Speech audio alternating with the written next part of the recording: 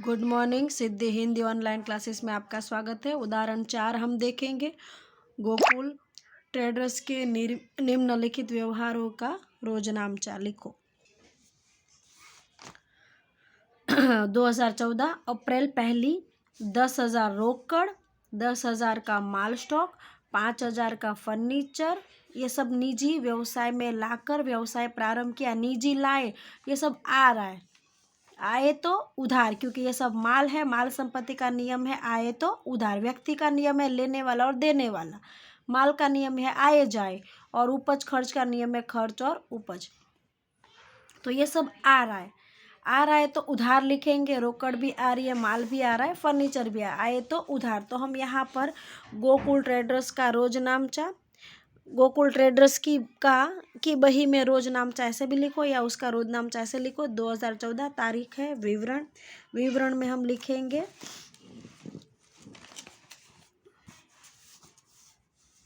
यहाँ पर रोकड़ आ रही है तो रोकड़ खाता उधार, माल भी आ रहा है आए तो उधार, माल स्टॉक खाता उधार, फर्नीचर भी आ रहा है, फर्नीचर खाता उधार। ये तीनों आ रहा है। माल आ रहा है 10,000 का, उधार है तो उधार कॉलम में, जमा है तो जमा कॉलम में। ये विवरण है, ये खाता बही पृष्ठ है और ये तारीख है। माल स्टॉक 10,000 का है, फर्नीचर 5। ये तीनों आ रहा है। अब कहाँ से आ रहा है? मालिक ला रहा है। मालिक लाए तो क्या बन जाए? पूंजी, और पूंजी हमेशा जमा। यहाँ पर लिखेंगे मालिक देने वाला है, देने वाला खाता जमा होगा, पर मालिक अपना नाम चौपड़े में कभी नहीं लिखेगा। तो यहाँ पर मालिक क्या दे रहा है? पूंजी। तो बन गई व्यवसाय के लिए पूंजी। पूंजी खाते का, इन तीनों का टोटल हो रहा है 25,000। तो 25,000 की पूंजी मालिक व्यवसाय में लाए। विवरण में क्या लिखेंगे? तो रोकड़ 10,000 रुपये का, 10,000 रुपये का माल, और 5,000 रुपये का फर्नीचर व्यवसाय में लाए। फिर यहाँ पर ये रोजनामचा हुई पूरी। अब दूसरी वाली 3, मथुरा ट्रेडर्स में से 5,000 का माल खरीदा। व्यवहार में कहीं रोकड़ शब्द नहीं है।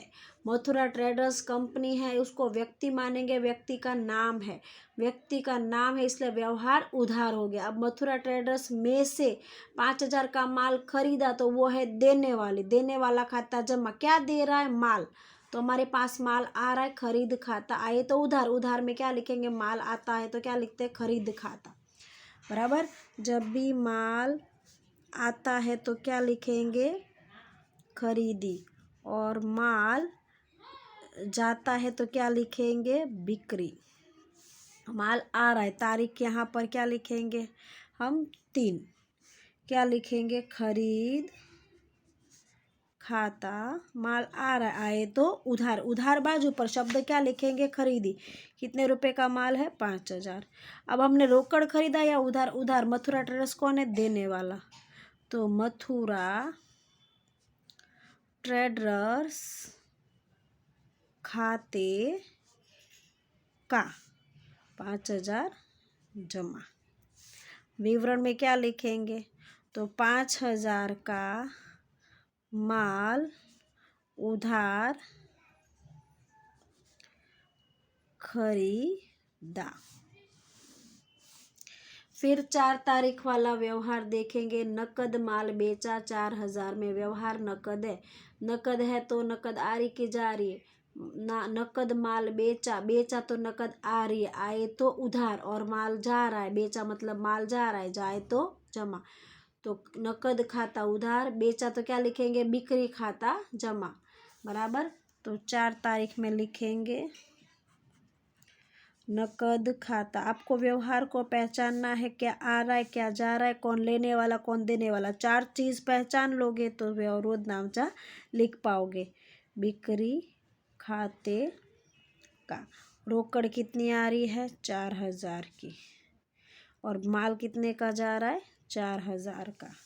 विवरण में लिखेंगे माल रोकड़ बेचा 4000 रुपये का। फिर आगे हम देखेंगे 6 तारीख। ऋषिकेश के पास से ₹8000 का माल खरीदा, आधी रकम रोकड़ चुकाई। देखो अब बहुत ही IMP सवाल है और कठिन भी है। ऋषिकेश के पास से 8000 का माल खरीदा। अब तक व्यवहार क्या था? उधार, क्योंकि ऋषिकेश का नाम है, लेकिन शब्द क्या आया? आधी रकम चुका दी। तो अब क्या हुआ? तो देखो यहाँ पर मैं गणना लिख रही हूँ। 8000 का माल क्या किया हुआ है? खरीदा है। खरीदा है बराबर है।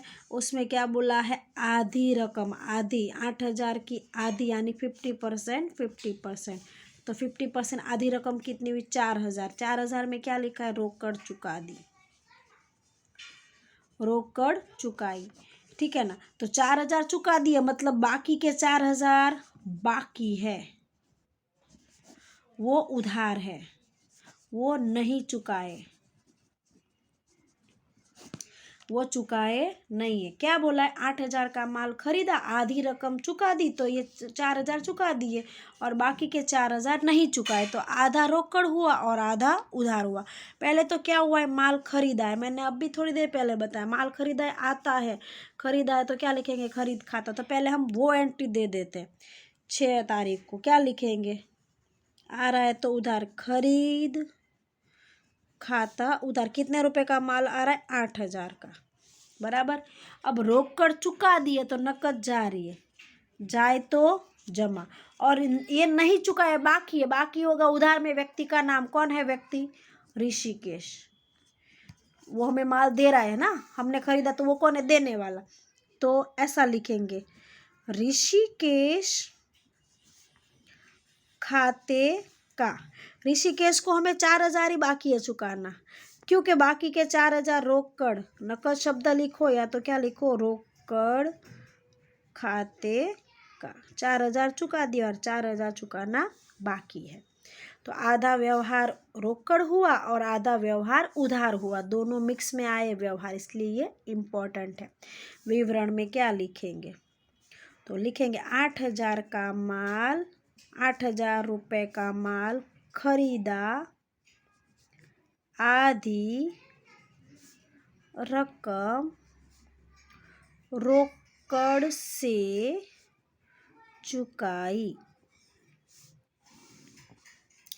अब आगे देखेंगे 9 तारीख वाला व्यवहार, नहीं 7 तारीख वाला व्यवहार। मथुरा ट्रेडर्स को 1600 का माल वापस किया। अब ये भी IMP है, वापस किया बराबर। तो अब ये क्या? पहले तो व्यवहार को देखो तो उधार है, क्योंकि कहीं नकद शब्द नहीं, उधार है। उधार में किसको असर होगी? व्यक्ति को। मथुरा ट्रेडर्स को वापस किया, मतलब वो कौन है? हम वापस करने वाले को, मतलब हमने वापस कर दिया, तो वो कौन है? लेने वाले। तो लेने वाला खाता उधार। पहले तो ये पता चल गया व्यक्ति को असर होगी, तो वो कौन है? लेने वाला। लेने वाला खाता उधार। तो 7 तारीख को हम लिखेंगे मथुरा ट्रेडर्स खाता उधार। ठीक है, कितने रुपए? तो 1600। अब वो क्या ले रहे? माल ले रहे, तो बिक्री जा नहीं, माल नहीं ले रहे, हम वापस कर रहे। जब भी हम वापस करते हैं तो हम वापस कब करेंगे? जब खरीद कर लाए होंगे ना, तब हम वापस करते हैं बराबर। मैं दुकान में गई, मैंने बिस्किट खरीदा, घर आई, मुझे अच्छा नहीं लगा, तो मैं वापस करने जाऊंगी, है ना। तो मैंने क्या किया? वापस कर दिया। तो ये क्या वापसी हुआ? मैंने खरीदा हुआ माल वापसी है। तो यहाँ पर जा रहा है, जाए तो जमा, पर कौन सा जा रहा है? तो खरीदा माल वापस जा रहा है। तो लिखेंगे खरीद माल वापसी खाते का, ये शब्द यूज होगा, जमा 1600। मथुरा ट्रेडर्स को हम दे रहे, तो वो लेने वाला है, लेने वाला खाता उधार, माल जा रहा है, जाए तो जमा, पर बिक्री से जा रहा है नहीं, कुछ और तरीके से ऐसे जा रहा है नहीं, पर किस तरह से जा रहा है? हम वापस कर रहे हैं। तो हम खरीद के लाएंगे तो ही वापस करेंगे, तो ये हुआ खरीद वापसी। तो खरीदी उधार है पर खरीदी वापसी हमेशा जमा होगी। विवरण में क्या लिखेंगे? तो 1600 रुपये का माल वापस किया। यहाँ पर आज के लिए इतना ही। आगे के व्यवहार हमारे बहुत सारे बाकी हैं, वो हम देखेंगे कल।